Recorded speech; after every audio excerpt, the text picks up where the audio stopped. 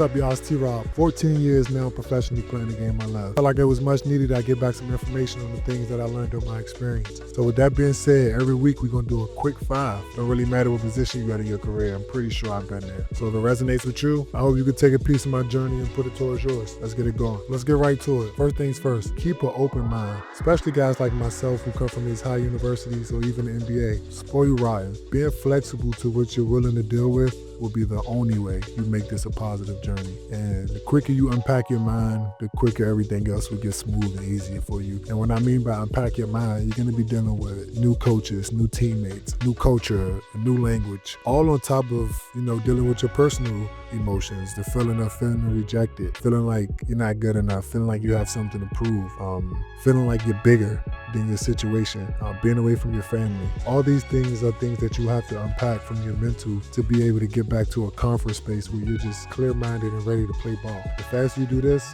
the faster you'll be ready to dominate. Right into our next topic, dominate. I'm speaking to two different type of guys here. Now, speaking to a guy who overseas may be your first stop. So most likely you might start somewhere small, but you have to dominate to get to the next level or to get to a bigger contract or a bigger market. Dominating, playing well, bottom line, simple. There's nothing else more important. And then, for my guys who are coming from the NBA, the myth with you once you leave the NBA is that you wasn't good enough to stick there. No matter why, who said that, it is what it is. So therefore, the next level under the NBA professionally, you must dominate. And if you don't dominate, then everybody who said you wasn't good enough to play pro ball was right. It's that simple. So when you leave the NBA and it's your first year overseas, dominate. You show everybody, every part of your game that they doubted.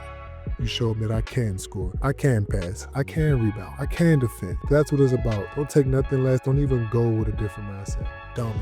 Coming in at number 3, body maintenance. A lot of guys' horror story overseas start with them being injured. Listen, the nature of professional sports is what have you done for me lately. And if you're hurt, really can't do much for me, can you? I might not like you as much as I did when you was winning games for me. And yeah, it's not right and it's unfair and you don't want to get hurt, but you can do everything in your power to prevent and limit the risk of you being injured. Things like buying Normatecs, game readies, massage guns, stretch bands. All these things are mandatory things that you should take with you prior to leaving overseas. Do not depend on the team to have these things for you and just expect that it's just going to be waiting there for you, because it's not. A lot of times overseas, that's not the case. And this is also a part of being a professional and growing up and learning how to leave practice and go home and take out some more time from your day to get your body together so that you're available for the next time to play. These are all things that you must take seriously. And I say that because being hurt probably leads in category of reasons why most players get cut overseas and sit back home, because it's super cutthroat and just the timing. Teams overseas really have zero patience for injured players. Number 4, being productive with your downtime. I used to get, frustrated with a lot of people who I see do interviews and you hear them complaining about how lonely you feel overseas and just how I feel like you're by yourself in jail and all this stuff. Look, I used to not condone it, but they're not lying. You do get lonely and there is a lot of downtime. So therefore, I say be productive with it.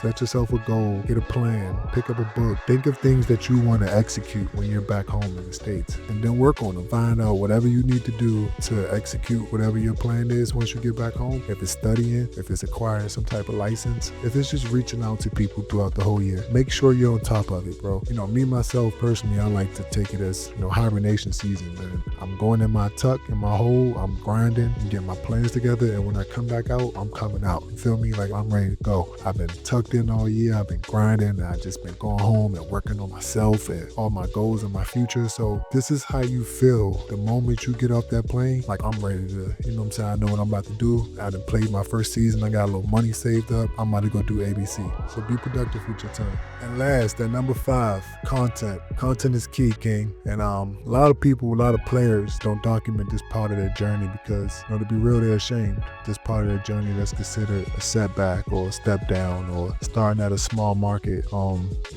Guys become ashamed because where we're from in the States, the only thing that's idolized is the NBA. And when guys don't make it there out of school or don't resign and have to go overseas, you just want to hide. I know myself personally, I went through that until I quickly realized that there's nothing wrong with being able to travel the world, play the game I love, and still be able to provide for my family at a high level. That's a blessing, bro. And on top of that, that the motivation for the next person that's watching you, it lives in this part of your story. It lives in the part that we see how you bounce back and we see how you climb up out of a tough situation. This is when you show everybody they picked the wrong person to doubt. And I literally mean show it, bro. Put everything on camera. Content.